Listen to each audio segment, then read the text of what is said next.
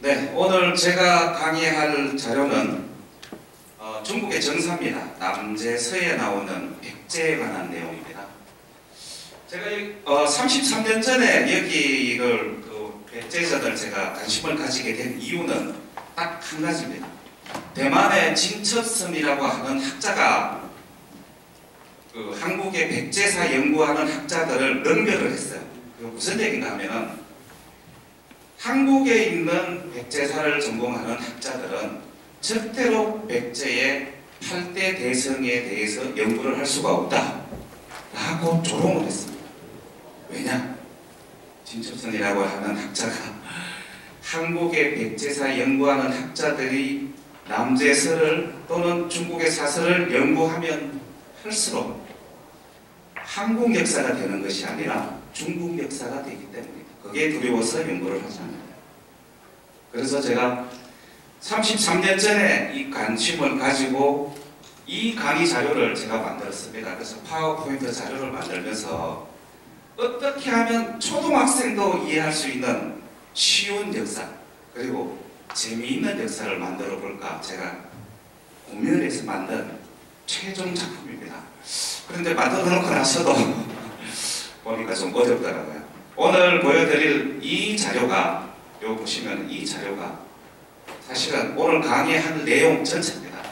저 빨갛게 동그라미가 쳐져 있는 저 부분이 백제 위대했던 동성대왕께서 부귀와 전쟁을 해서 임명했던 태수의 자리입니다. 제가 이 지도를 잠깐 설명을 드리면요. 여기 우리가 여기 요동반도라고 얘기하죠. 여기가 산동반도. 이게 바레만이라고 합니다. 바레만. 여기가 바레해협이라고 하는데 왜냐? 요 좁아가지고 물살이 굉장히 셉니다. 그래서 바레해협이라고 하고요. 왜 여기가 바레만이라고 하느냐? 바레와 연관이 있기 때문에 바레만이라고 하죠. 그리고 북경이 여기에 있습니다. 그 다음에 여기 산동성에 태산이 있고 상해가 요 강릉태수 있는데 요 아래쪽에 상해가 있고요. 그 다음에 여기 보시면은 노랗게 표시되어 있는 이 부분들이 산입니다. 해발 2000고지가 넘는 산.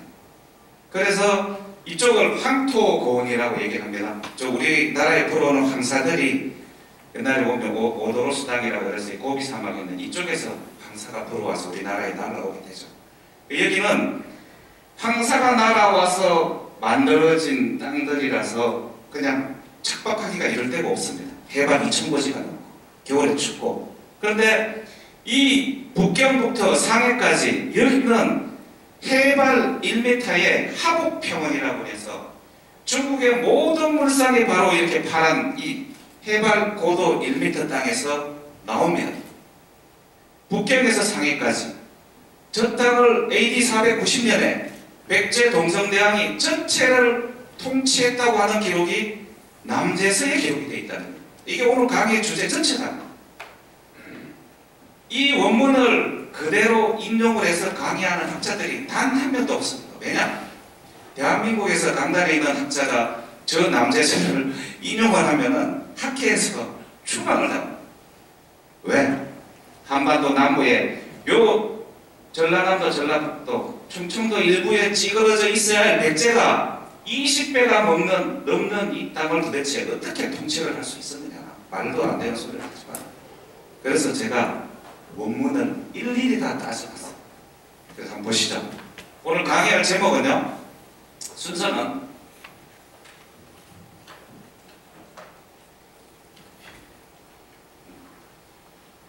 먼저 남제서에서 나오는 주요 내용을 제가 요약을 해서 잠깐 보여드리고요. 그 다음에 남제서의 일부분을 중국 정부에서 한 것 같습니다. 15줄을 삭제를 시켰어요. 저 부분에 대해서 국내에 있는 학자들은 중국의 정부에서 일부러 삭제한 게 아니라 원래 원문이 없다고 주장을 하지만 제가 찾아냈습니다. 일부러 삭제한 증거를 제가 찾아냈어요.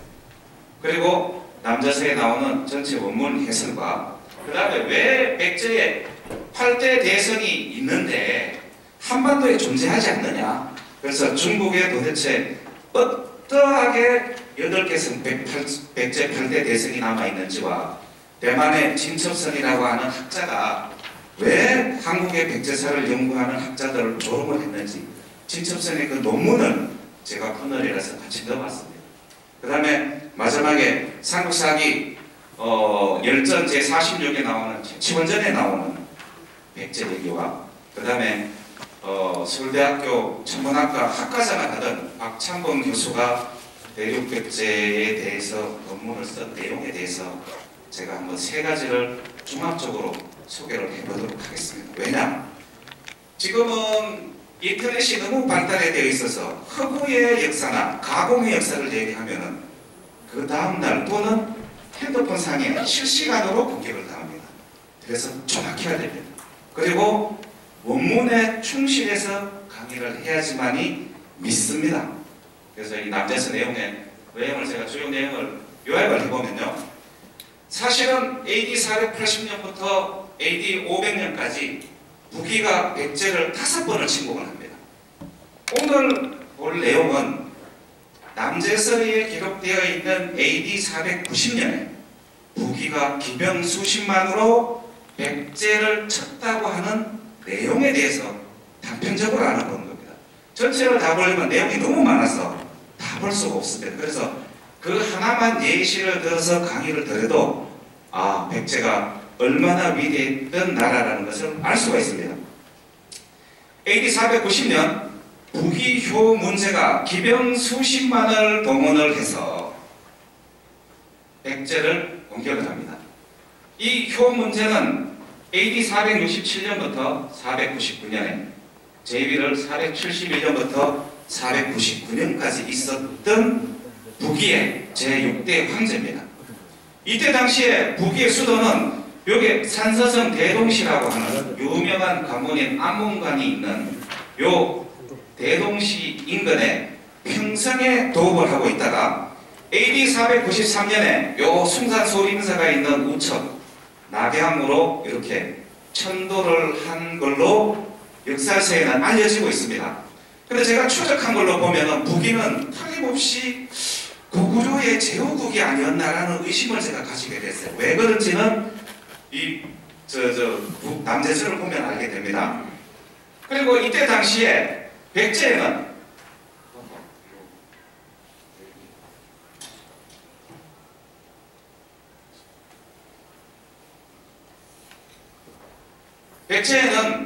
동성대왕이 북이효 문제가 있을 때 제24대 동성대왕이 479년부터 501년까지 통치를 하고 그 다음에 25대 백제 왕이 바로 그 유명한 모령왕입니다.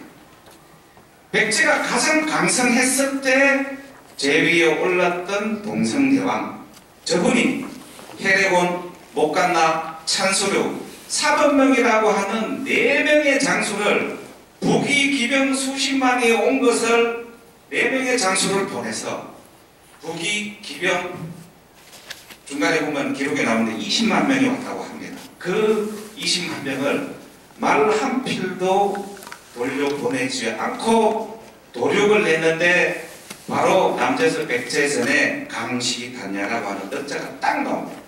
그런데 이 해례곤, 목가나, 찬수루, 사법명이라고 하는 이 4명 장수의 성씨가 한반도에 단 한 명도 존재하지 않습니다.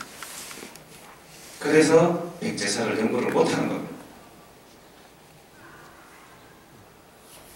그래서 제가 마지막 결론 부분에 언급을 할 텐데요. 중국의 성씨에 관련된 자료, 대만 학자 진첩성 교수가 분석한 백제 발대 대성, 이거를 전체를 이렇게 분석을 하면은 백제 동성대왕이 제후를 임명했던 지역의 강력과 정확히 겹칩니다. 그리고 백제의 왕족이었다고 하는 부여씨가 지금 현재도 상해, 좌천 이 지역에 살고 있습니다. 묘씨와 아까 최백관 박사님이 치유천왕, 치유한홍 언급도 하셨지만 묘족의 전국 여기 모이산맥입니다. 모이산맥. 우리가 저 무술 모자에다가 동의하는데 동민족 이자에 모이산맥. 이 산맥 근처에 요 산맥을 중심으로 해서 묘족이 지금 1000만 명이 살고 있는데 저 묘족들이 치유활동을 단일시적으로 모시고 있습니다. 기수행하면 350만 명이 살고 있는데 우리 배달국 치유환웅의 단일 자손이라고 자기들이 제사를 전부 지내고 있는 것은 물론이고 치유환웅의 탄신일까지 제사를 지내고 있어요. 이게 백제 8대 대선과 연관이 되어 있습니다. 그래서 490년에 백제 동성대왕이 저 장수들을 보내 4명의 장수를 보내서 전쟁을 하고 그 다음에 전쟁의 공과를 따져서 제후들의 공지를 인사이동시키는 자료가 나옵니다. 거기 보면은 고달, 양무, 해매, 모유, 왕무, 장세 이런 이름들이 나오는데 여기 보시면은 건의장궁, 광양태수, 장사라는 이 직위 이름의 중간에 들어가 있는 것이 바로 지역을 얘기합니다. 그 중에 빨간색으로 나와 있는 부분들은 현재도 그 위치에 존재하는 태수들의 이름입니다. 이게 북경유역의 광양태수, 산동성의 성량태수, 이게 태행상맥이라고 얘기를 합니다. 여기에 천하태수, 그 다음에 상해 좌측의 광릉태수. 이 4곳 지역에 7명의 태수 중에 4명을 인사 이동시킨 기록이 남제서에 그대로 드러나고 있습니다. 중국 25사 원문 전체를 만약에 분석을 한다면 이거보다 더 위대한 자료들이 있겠지만 중국 사람들이 전 세계의 정사를 25사 정사를 버리면서 미처 앞부분만 삭제하고 이것을 삭제를 못했어요. 그래서 이제는 걷어들이지도 못합니다. 얼마나 무서운 자료인지 제가 보여드리겠습니다. 보세요. 자, 남제서 건 58 열전 제39 만 동남이라고 되어 있습니다. 제가 그냥 칭해서 동이전이라고 얘기를 했고요. 여기 보시면은 이 3가지 판본이 있어요. 처음에는 제가 요거를 봤습니다. 1739년본. 여기 보면은 요렇게 글자가 없는 것처럼 보이죠. 자, 1874년본 골하라 그래가 이것도 또 없는 것처럼 해놨어요. 틀림없이 국회 1980년대 국사청문회를 바로 이 국회에서 했는데 돌아가신 임승국 교수께서 중국에 있을 때 사라지지 않은 글자가 있는 남제서 원본을 봤다라고 전언을 했습니다. 이거 가지고 인터넷상에서 수많은 사람들이 저를 공격을 했어요. 원래 없는 것을 네가 있는 것처럼 조작해서 민중을 호도한다. 네티즌들을 호도한다고. 그런데 그 네티즌 중에 한 분이 고려대학교 한정실을 쳐들어가서 제일 오래된 1637년판 남제서를 찾았어요. 이거 보세요. 드러냈죠. 일부러 삭제했죠. 이 남제서는 총 60권으로 되어 있습니다. 양나라 때 소자연이 편찬한 것으로 자서 1권, 공기 8권, 지 11권, 열전 40권. 저 열전 중에 39권에 백제전이 들어있습니다. 내용은 많지가 않아요. 바로 다음 부분이 가야가 나오고 그 다음에 외가 나옵니다. 자, 보세요. 남제서 건 58권 여기 15줄을 딱 삭제를 했습니다. 어떤 사서도 중간에 이렇게 하는 경우는 없습니다. 만약에 한 절기가 끝나게 되면 이렇게 끝나지 이렇게 되는 경우가 없습니다. 도대체 이 15줄에는 어떤 비밀이 들어있겠느냐는 거죠. 그런데 이 남제라는 나라와 본문을 보기 전에 백제의 동성대왕하고 관계를 잘 봐야 됩니다. 제 결론은 그렇습니다. 남제는 백제의 제후국 같습니다. 백제의 남쪽에 있어서 남제라는 이름을 쓴 건 아니냐. 왜냐? 동성대왕께서 479년부터 501년까지 통치를 하셨는데 23년 통치를 하셨어요. 남제는 요 소도성이 창건한 중국 왕조로 479년부터 502년까지 24년을 존속했는데 왕이 7번을 바뀝니다. 동성대왕 제위 1년하고 남제라는 나라에 24년 동안 왕이 7번에 저걸 어떻게 왕국이라고 할 수가 있어. 근데 여기 남제서에 나오는 내용이 뭐냐면은 백제 동성대왕께서 부기흉이라고 이렇게 표현을 합니다.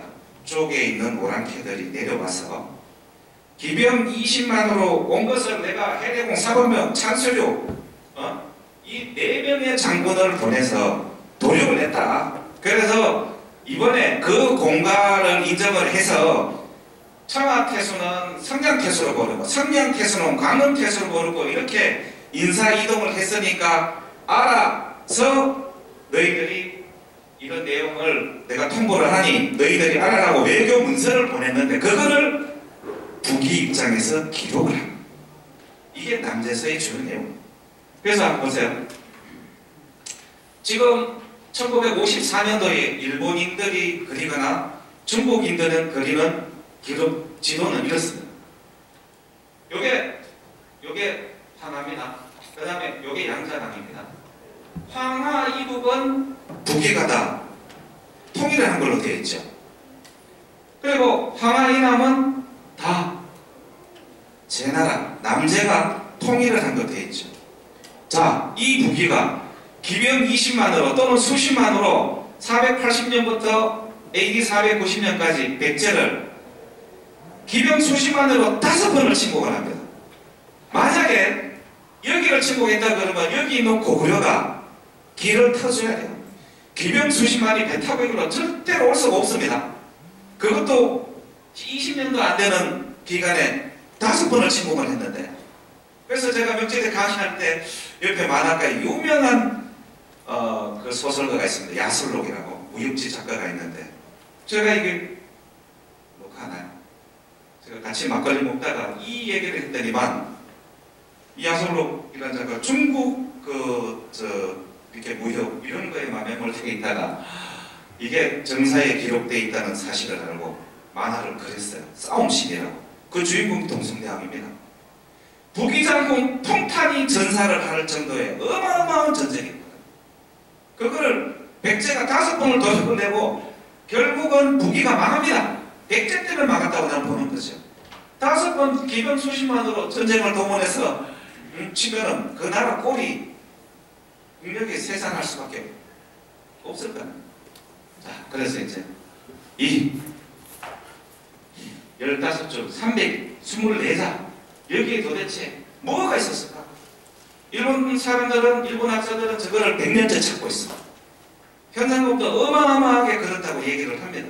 임성국 교수는 이걸 봤다고 했고,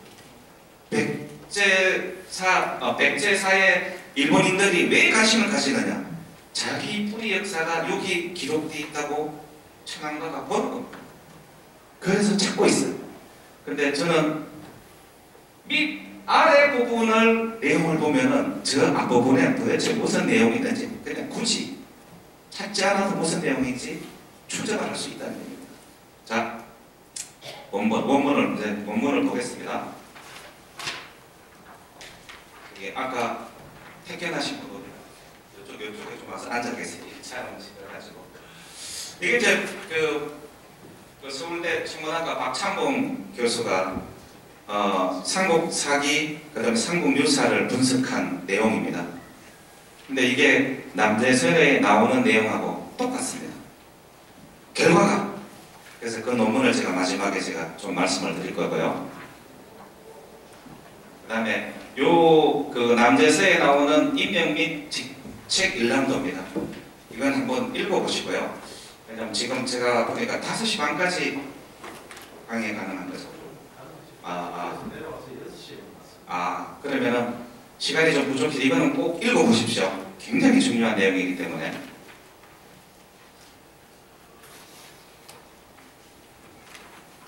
자료가 있으니까 보시면 이거 그렇죠. 그래서 제가 내린 결론은 이렇습니다. 도대체 어디가 본국이었냐?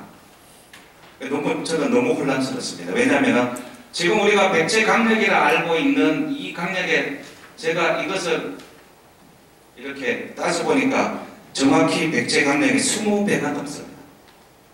기병 수십만이 과연 이렇게 올 수가 있느냐? 그래서 그렇다면 왜 태수들을 7태수 중에 4개 태수가 이렇게 명확히 드러나는데 이 태수들의 역할이 뭐냐? 그래서 제가 전쟁 기동로를 연구를 해봤어요. 대천 광려도라고 하는 청나라 때 요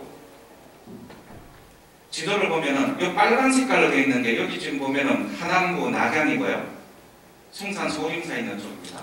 이렇게 해서 산동성으로 들어오는데 요 빨갛게 되어 있는 요것이 기동로입니다. 팔을 막아 다니는 기동로. 그래서 고대는 아무데나 다니는 게 아니에요. 항상 그 기동로가 있습니다. 그리고 보시면은 맹진이라는 데서 낙양 위쪽에 이렇게 황하를 건너서 딱 가면 여기 보면 목야라고 나오죠. 이게 은나라하고 전쟁했던 은나라하고 주나라하고 전쟁했던 그 지역이거든요. 그래서 기동로가 이렇게 나타나요. 그래서 이것을 근거로 내가 추정을 해보니까 광양태수는 이쪽 북쪽에서 내려오는 병사를 적을 막기 위한 태수고, 성량태수는 해로를 이용해서 또는 지금 제가 추정을 하는데 백제 수도가 내주만 은근히 있어서 공산이 굉장히 크거든요. 저기 가면 뭐 백마강도 있고 사자하도 있고 뭐 백제와 관련된 지명이 뭐 16개가 그대로 남아있으니까요. 그래서 이거는 수도를 방해하기 위한 태수 아닌가. 그 다음에 이거 광릉은 남쪽에서 올라오는, 지금 보면 가라 외가 남쪽에서 뒤에 이어지는데 그 중국 양자강 남쪽에 있었던 외를 방어했던 태수 아닌가. 그리고 이 청하태수는 바로 부기가 이쪽 항아를 타고 내려오는 기동로가 여기밖에 없습니다. 여기를 방어했던 태수 아닌가, 이렇게 제가 추론을 해봤습니다. 아마 맞을 겁니다. 기동로가 거기밖에 없으니까. 그래서 한서 시리즈 상동군 동래군 편을 보면은 다음과 같은 글귀가 있습니다. 제가 원문을 생략하고요. 동래군에 속한 현 중에 근현이 있는데 그곳에는 백지례왕사가 있고 소금담당 관청이 있었다. 이 백제는 백제 왕이 있었던 사당이 있었다는 거죠. 여기가 레주만은 바로 여기입니다. 여기가 레주만이거든요. 그래서 제가 그 중국의 대만에서 발행한 이게 군사지도거든요. 군사지도를 봤더니만 여기 L이라고 되어 있는데 여기가 레주만입니다. 여기 레주만. 여기 보면은 황성이라는 것도 있고, 황이라는 지명은 함부로 쓰는 지명이 아니거든요. 그래서 이게 백제하고 좀 관련이 있지 않나. 그리고 여기 보면은 청도 밑에 보면 성량태수가 있죠. 지명이. 그래서 아마 이 수도를 방어하는 주요한 태수 아니었나, 이렇게 제가 추측을 하고 있습니다. 자, 이제 원문 해설입니다. 여기 보면은 남제가 상국이고 백제가 하국 신하처럼 기록이 되어 있습니다. 나는 이걸 어떻게 보고 있는가 하면은 백제 동성대왕 한 분 재위 기간에 7번의 왕이 바뀐 초민이 소국 남제왕이 어떻게 왕이 될 수 있느냐는 거죠. 왜냐? 이 지명을 보면은 찬수로 해로고 목강나 사범명이라는 이 장수가 다 마지막 호칭이 왕입니다. 그럼 동성대왕은 뭐냐? 왕위의 왕중 왕이라, 대왕이라는 얘기입니다. 그래서 여기 내용은 동성대왕이 외교 문서를 보냈는데 받는 입장에서 높여서 기록했다고 보시면 됩니다. 그렇게 이해를 하면 될 거라고 봅니다. 자, 백제국에는 이게 뭐 앞이 없으니까 어떻게 할 방법이 없어요. 백제국에는 공과 힘써 부지런함으로 갚으니 실제로 빛나는 이름이 있다. 아주 충성스러운 그런 신하들이 있다. 그리고 오늘 사실은 우리 스승님이시거든요. 운곡재앙명 선생님과 우리 동이문자, 그 다음에 서글의 대한민국 최고의 대가십니다. 그래서 선생님 혹시 이게 해설에 조금 이상한 부분이 있더라도 오늘 좀 이해해 주시기 바랍니다. 임시로 영삭장군을 수행하는 신하 적은 등 4사람은 충성으로 떨치고 일어나 나라의 어려움을 해결하였고 그 뜻이 용맹하고 가감하여 위엄이 명장이라 할 만하오니 감히 간성의 제목입니다. 사실을 지켜 근거히 하고 공을 의논하여 부지런히 했으니 마땅히 그 행적을 뚜렷이 나타내야 할 것입니다. 지금까지 국도에 의해서 번번이 임시로 직을 행하게 하였습니다. 은혜로 불쌍히 여기어 청을 받아주시옵소서. 이 남자 입장에서 기록한 거라는 겁니다. 백제 동성하게 매교 문서를 통보하니까. 그래서 이렇게 인사이동을 시켰으니 임시로 영삭장군 장군 명중왕 왕이라고 되어 있죠. 그러면 동성대왕은 왕중의 왕, 대왕이라는 뜻입니다. 두루 나라의 시급한 업무를 잘 처리하고 군사적인 공적 또한 뛰어났으므로 지금 임시로 강군장군 도장군 도황왕직을 수행하게 했다. 건의장군 팔충우 여건은 20세부터 나를 보좌하여 충성을 바친 것이 일찍 드러났으므로 지금 임시로 행영삭장군 악창왕직을 수행하게 했다. 이렇게 가다가 지명이 딱 드러납니다. 건의장군 여력은 근본적으로 충성과 정성을 가지고 문무가 뛰어나게 드러나서 용량장군 매로왕, 광무장군 여건은 건의장군 불사후 이렇게 가다가 뒤에 지역이 나타납니다. 신의 보대는 신하인 고달에게 건의장군 광양태수 겸 장사직을 수행하게 하였고 신하인 양모에게 건의장군 조선태수 겸 사마직을 수행하였고 조선태수, 조선이라는 명칭이 나오죠. 신하인 해매에게 선의장군 겸 창부직을 수행하게 하였습니다. 저 조선태수라는 백제 역사에 저 조선태수라는 이름이 나온다고 하는 것은 좀 틀림없이 고조선의 요습이겠죠. 고조선의 유민들이 남아있는 지역이었겠죠. 저 지역 내에 들어있다는 얘기입니다. 이 광양이 어디냐? 광양이 어디냐? 이게 하북성, 창평, 낭양 일대를 얘기를 합니다. 제가 이거를 조금 설명을 드려야 되는데요. 5시 35분에 5분 정도 쉬었다가 나머지 강의하도록 하겠습니다. 여기입니다. 순천부 위에 보면 창평주라고 있죠. 랑양, 안국이 있는 여기 어딘가 하면은 바로 북경 바로 이 지역을 얘기합니다. 북쪽을 지키는 광양태수. 제가 남재서 때문에 사실 혼란을 중국 지명 때문에 혼란을 겪고 있을 때 2003년도에 운명적인 만남을 하게 됩니다. 지금 대전에 계세요. 삼신님이라고 필명 삼신님이라는 분이 무려 7년 동안 중국 사서에 나오는 모든 지명을 잡아넣어서 엑셀에 자료를 넣는 것을 저에게 무작위 그냥 무상으로 보내주셨어요. 출간 준비를 하시다가 왜? 이 역사를 하는데 이제 드디어 주인공이 나타났다. 인터넷에 오픈해서 그냥 모조리 역사 연구하는 사람들한테 사용을 하게 해라. 그리고 나서 2차 정보판을 2014년 8월 달에 저에게 이메일로 보내왔습니다. 혼자 작업, 20년을 혼자 작업을 해서 제가 여기다 올려놨어요. 제 홈페이지. 제 이름 치셔도 되고요. 하나만. 여기 보시면은 한서, 후한서, 진서, 송서, 남재서, 수경주, 위서, 부당서, 신당서, 독사 방역이요. 중국 전사에 나오는 모든 지명은 다 입력을 시키고 여기에 원문까지 다 넣어놨습니다. 중국 25사 볼 필요가 없습니다. 여기에 46,000개의 지명이 모조리 다 들어가 있습니다. 46,000개. 컨트롤 F만 치면은 중국 사서에 나오는 모든 지명을 시대별로 확인을 할 수가 있습니다. 그래서 제가 이 지명을 찾아낸 거예요. 광양이 북경입니다. 광양을 지키는 태수를 동성대왕이 임명을 하고 남재왕에게 통보를 합니다. 그런데 여기 보시면 제 홈페이지에 요 자료실에 제가 올려놨어요. 그래서 혹시 우리 역사 연구하시는 분들은 꼭 저거를 다운받아서 사용하십시오.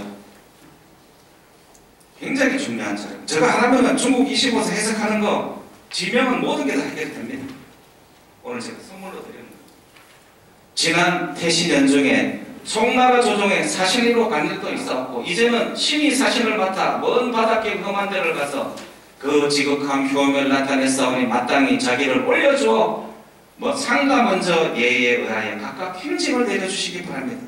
요거는 이제 해석하는데 조금 이론이 있긴 한데요. 일단 현택과 용련은 말린길이 먼데도 친히 천자의 조정에 갔사오나 종시 은혜를 잊지 못했으니 현택이나 요 영유라는 뜻은 그 천자의 신령스럽고 따뜻한 은혜 이렇게 또 해석하시는 분도 있습니다.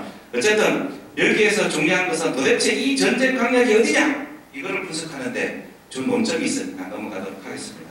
엎드려 바라옵건대 굽이 살피시어 특별히 벼슬을 제소하여 주시옵소서. 이렇게 임시로 직을 줬으니 이렇게 할 수 있게 해달라는 식으로 남제에서 기록했다는 얘기입니다. 그래서 고달은 변방의 공로가 일찍이 드러났고 공문이 있었으므로 지금 임시로 용량장군 대방태수식을 수행시켰고 이 대방의 위치에 대해서는 강단이나 민족사학자들 사이에서도 굉장히 논란이 많은 부분입니다. 저는 이제 하북성 여역으로 성문 근처로 제가 추정을 하고 있는데요. 그냥 여기서는 그냥 넘어가도록 하겠습니다. 양부는 뜻과 행동이 맑게 시통하고 공무를 폐지하는 일이 없었으므로 지금 인시로 근위장군 광릉태수직을 수행시켰습니다. 이 광릉이 바로 강소성 양주시입니다. 여기 광릉 보시면은 그 위치가 서주, 강릉군 이렇게 나오는데 실제로 강릉군을 보시면은 이렇게 강도라고 되어 양주구라고 되어 있죠. 여기가 바로 상해 위로 한 칸. 여기 광릉태수. 광양태수 나왔죠. 광릉태수 나왔죠. 그 다음에 회매를 얘기합니다. 회매는 굳센 마음으로 주도 면밀하고 빠르게 시행하고 부지런히 살핌으로 지금 임시로 강무장군 청하태수직을 수행시켰습니다. 이 청하는 바로 하북성 청하 영령 인근을 의미한다. 그래서 남제왕이 백제에게 허락함을 알리고 아울러 군호를 내려주고 태수에 제소하고 이 동성대왕은 그래서 제가 볼 때는 좀 외교 문서를 받는 입장에서 과대하게 표현을 한 거 아닌가 이렇게 봅니다. 그래서 보면은 청하는 하북성 영령이라고 되어 있죠. 청하 영령 이렇게 되어 있는데 여기가 바로 이렇게 황하가 이렇게 고골에서 이렇게 나오거든요. 근데 이게 시대별로 다른데 옛날에 이 황하가 범람을 해서 황하가 이렇게 흐른 적도 있습니다. 여기 보면은 황제령이 여기 근처에 있는데요. 여기가 등용문이 있는 곳입니다. 왜냐하면 오르도스 땅에서 구원 있는 쪽에서 내려오다 보면은 여기에 그 흙물 폭포가 있습니다. 그래서 그 흙물 폭포를 붕어가 거꾸로 올라가면은 그 잉어가 된다고 하는 등용문이 바로 여기 있습니다. 그래서 그 황하 줄기가 여기 나오는데 요 계곡으로 나오는 방어 임무를 담당하는 태수가 바로 청하태수 아닌가 그렇게 보여집니다. 그리고 남제왕이 백제 동성대왕을 사지절도독 백제 제군사 진동대장으로 삼았고 또 경알자인 복사 손보로 하여금 동성대왕에게 명하여 그의 죽은 조부 모두를 이어서 백제왕을 삼도록 했다. 이에 조서를 내려 말하기를 오호라 너희들은 대바다로 충성되고 부지런한 것 이어받아서 그 정성이 먼 곳에 나타나 바닷길이 엄숙하고 맑아졌으며 공물을 바치는 것을 조금도 중단하지 않았다. 떳떳한 법을 잘 지키고 나타난 명령을 받들도록 모두 힘쓸지어다. 이래서 남자가 백제하고 관련이 엄청 많다는 것을 기록을 했습니다. 공경이 아름다운 사고를 지킬 것이니 어찌 상가할 일이 아니냐. 또 조서를 내려 모대를 도독 백제 제군사 진동장군 백제왕으로 삼고 이제 모대는 거의 조국 모도를 계승하여 백제왕을 삼아 즉위케 하라. 장수 등 왕으로 하여금 동호부와 족부를 보내노니 이렇게 자격을 내린다거나 할 때 표시로 주는 것을 얘기하는 겁니다. 이것을 절하여 받도록 하라. 이 어찌 아름다운 일이 아니겠느냐 하였다. 그래서 이 전쟁 상황이나 남세의 상황이나 백제 동성대왕이 북의 군사를 개멸시키는 상황이나 이런 것을 다 보고 나면은 남제는 백제의 제후국이 또는 속국이 맞다라고 보여집니다. 이걸 보세요. 이해 이제 본론이 여기 나옵니다. 490년 위노 이거는 북위를 얘기합니다. 위노 북위 또 기병 수십만을 내어서 백제를 공격하여 국경에 들어왔다. 삼국사기에는 한 줄 딱 써져 있습니다. 북위가 쳐들어왔지만 우리에게 패했다. 이렇게밖에 안 써져 있어요. 이에 동성대왕이 장수 사범명 찬수의 해독은 목간나를 파견하여 군사를 거느리고 위노 군사를 기습하여 크게 깨뜨렸다. 이 다음에 표시를 한번 보세요. 자, 건무이면 모대가 사신을 보내 포면을 올려 말하기를 신 자신이 앞서서 공작을 받았고 대대로 조정의 영광을 받았는데 부여받은 부절과 부호를 욕되게 하겠습니까? 북이의 침략군을 이기고 물려쳐서 적들을 줄줄이 달아나게 하였습니다. 하면서 그때의 전쟁 상황을 제가 볼 때 여기서 일어난 전쟁입니다. 왜냐하면 제가 북이서의 북이 군사 기동로를 제가 분석을 해봤어요. 종리 양양 방부 지역으로 뻗어져 나갔는데 여기서 출발해서 밑으로 내려왔어요. 그러니까 전쟁 지역이 틀림없이 여기가 맞다. 이에 여기 가는 저건등은 모두 빛나는 제수를 받아오기에 왜냐? 저 북이 군사를 개멸을 시킨 공로를 인정해서 직위를 주는 거니까 그렇게 알아라는 얘기입니다. 신은 모두 함께 기뻐하는 바입니다. 지난 경호년에 험령이 저희들의 죄를 뉘우치지 아니하고 군사를 일으켜 깊숙이 쳐들어왔습니다. 신이 사범명 등을 보내어 군사를 거느리고 북위를 토벌하게 하였습니다. 자, 이 문구를 보세요. 정사의 기록에 한족이 당한 기록을 저렇게 처참하게 기록한 것은 중국 25사 중에 여기밖에 없습니다. 이민족에게 당한 기록 보세요. 소석 정경, 훌리장암, 북략해탐, 성분 추참, 강시단약. 요 강시단약을 기억하십시오. 야간에 습격하여 번개같이 공격하였더니 북이가 크게 당황하여 무너지는 것이 바닷물로 쓸어버리는 것 같았습니다. 말을 몰아 패조하는 적을 추격하여 베어 죽이니 그 시체가 평원을 붉게 물들었습니다. 이런 표현이 정사에 어떻게 등장을 할 수 있습니까?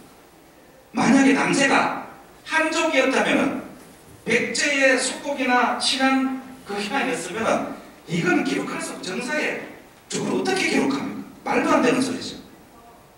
이러한 연유로 북이 군사들은 날카로운 기운과 고래의 남부강 꺾여서 흉악함을 감추었습니다. 자, 쓰러질 강, 죽음시, 붉은단, 들판야. 이게 하북평은 중국 물산의 최대 80%가 여기서 나가요. 그래서 양자강이나 황하 있는 산동성에 그렇게 미인들이 말 타는 겁니다. 왜? 물산이 풍부하니까.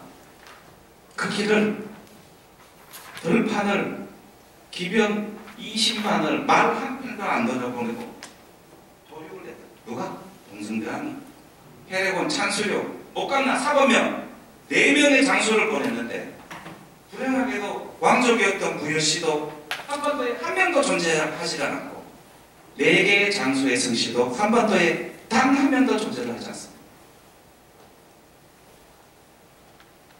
이 지도는 남대서를 기준으로 보면은 바뀌어야 됩니다. 말이 안 되죠. 어떻게 여기 있는 북이가 백제를 기병으로 공격할 수가 없다는데.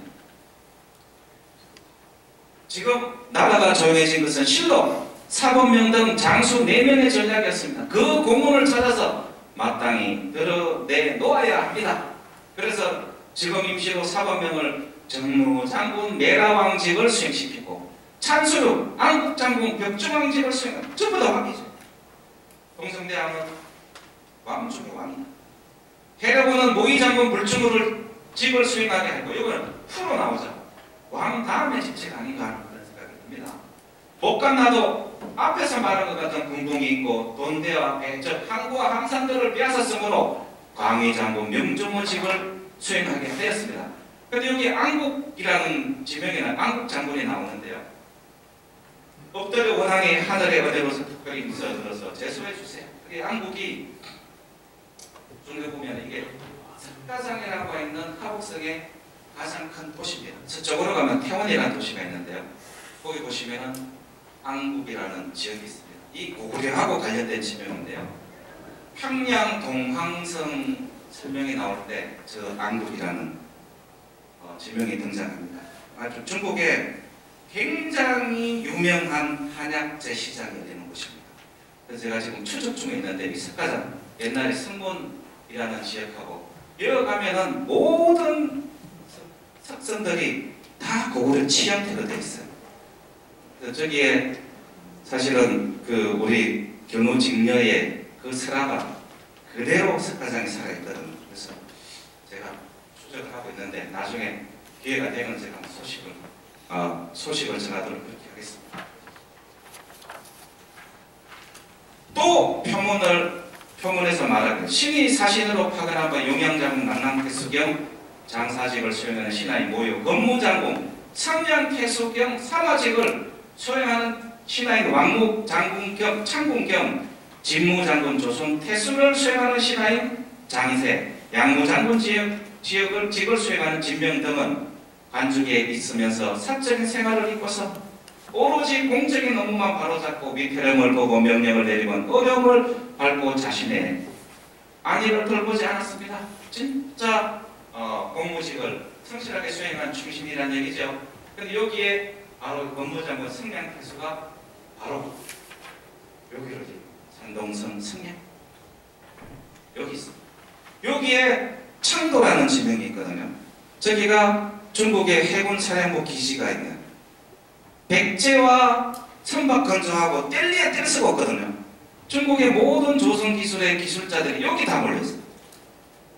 중국에 조선 기술자 중에 손재주 있는 사람이 다 여기 몰려있어요.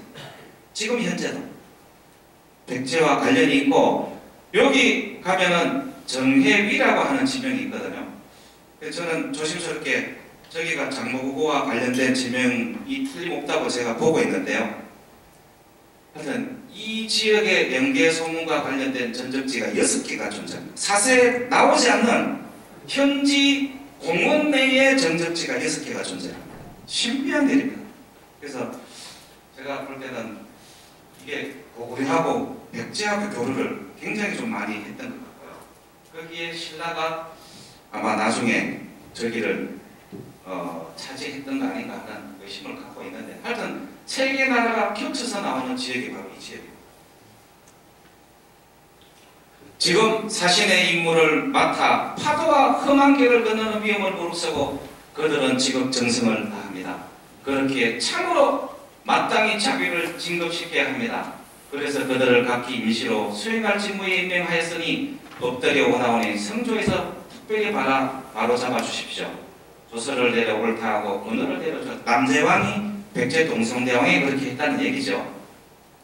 자, 남제서의 내용을 종합해 보면은 AD 490년에 부기효문제가 기병 수십만을 동원해서 백제를 친히 동성대왕이 4명의 장수 해려군 목간나 찬수류 사범봉을 보내서 말라 한 필도 돌려보내지 않는 참혹한 절면 사건이 일어났던 당시 단야의 현장이 바로 산동성과 하복성 요 사이 아니었나 제가 추정을 합니다. 절대로 이 전쟁은 한반도로 올 수가 없습니다. 왜? 기병이기 때문에. 기병이 오게 되면은 저 말을 배로 옮겨야 되는 건 물론이와 거기에 따르는 전쟁 물자 보급이 같이 병행해서 와야 되는데 백제가 가장 각성했을 때가 성이 200성이고 호수가 76만호로 나옵니다. 왕자 부역 품을 내세워서 백제가 부흥운동을 할 때 이 장안의 유역에서 당나라 군사 40만이 백제로 온 걸로 되어 있습니다. 말도 안 되는 얘기. 고려시대 전투선 목선에 전투 병사가 70명에서 100명 정도 탔거든요. 삼국시대에 40만 명이 여기로 온다고 하는 것은 목선 4,000척이 와요. 그러면 거기에 따르는 보급물자는 어떡하고? 포로를 12,000명을 잡아서 장안으로 낙양으로 압송을 하죠. 전쟁사에서는 불가능한 일입니다. 그래서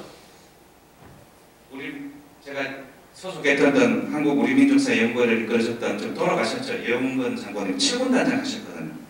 그래서 육사 교관들한테 이 기록과 그때 그 백제 보험운동 기록을 이렇게 연구를 해서 의견을 달라고 했더니만 결론이 두 가지였습니다. 사서의 기록이 잘못되었거나 전쟁의 무대가 한반도가 아니다. 이게 육사 교관들의 결론입니다. 전쟁사로 5분 쉬었다가 하겠습니다. 수고했습니다.